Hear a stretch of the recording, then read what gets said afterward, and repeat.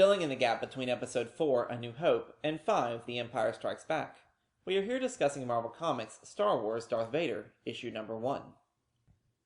This book takes place immediately after the confrontation at the Imperial Weapon Facility on Cymoon 1, a story which began with Marvel Comics' Star Wars number 1. Marvel Comics' Star Wars and Star Wars Darth Vader are intertwined. This issue takes place closely after the events of Star Wars issue number 3. We begin to follow Darth Vader as he tries to unravel the mysteries surrounding him.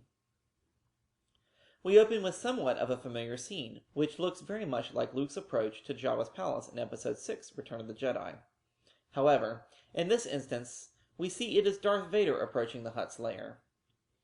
We find that he is here to negotiate a deal with Jabba the Hutt for supplies, a deal which was supposed to happen on Cymoon 1 before the rebels had interfered. We find that Vader is a day early from the scheduled negotiations in order to make a demand for personal reasons.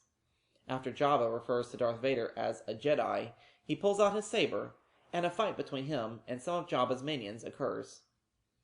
This helps us shape the meaning and usage of the word Jedi, that it is more of a job and a philosophy than a title given to anyone who is able to control the Force. Realizing that his interests would be better served seeing to Vader's demands, Jabba ends the confrontation and continues his discussion with Vader. We are now taken to the actions one day earlier, at the Imperial Palace on Coruscant. We find Vader kneeling in front of his master, telling him what had happened on Cymoon 1. We see here that the Emperor is displeased with Vader's failure, not just on Cymoon 1, but, more importantly, on the former Death Star. The Emperor is placing all the blame of the destruction of the Death Star on Vader. All throughout Episodes 1, 2, and 3, there is a belief that Anakin Skywalker is the Chosen One who will bring balance to the Force. In this issue, the Emperor pokes at Vader. "Oh, you truly are the Chosen One, Vader. Chosen to be the one responsible." There is a lot of discussion about the validity of the Death Star. Had the Empire put too much stock in its power? In A New Hope, General Taj declared, "If the rebels have obtained a complete technical readout of this battle station, it is possible, however unlikely, that they may find a weakness and exploit it." It is this wariness of the rebel threat that leads the Emperor to appoint General Taj in charge of the Imperial fleet. Vader would have to answer to him. Before joining up with Taj, Vader is instructed by the Emperor to go straight to Jabba himself to negotiate the supplies. As Vader is dismissed, a visitor arrives in the Empire's chambers, a visitor whom the Emperor would not disclose the identity of to Vader.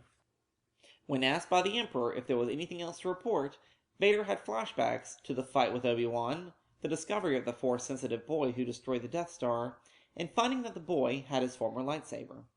However, Vader chooses not to provide any of this information to the Emperor, and boards a Star Destroyer heading straight to Tatooine. We now return to the actions on Tatooine a day later. Vader had just asked a personal request of Jabba the Hutt. The scene opens with Vader in the Tatooine desert, meeting a pair of bounty hunters whom he hired through Jabba, Boba Fett, and a Wookiee named Black Chrysanthemum. Of Boba Fett, Vader requests for him to hunt down the X-Wing pilot who knew Obi-Wan and had left the planet on the Millennium Falcon, and he wants him alive. Black Chrysanthemum's mission is to find the agent who visited the Emperor the previous day, so that Vader can find out what they are hiding from him. For those who have been following the story of Vader's past through the prequel films, the death of his mother by the Sand People is believed to be the origin of his anger and hatred.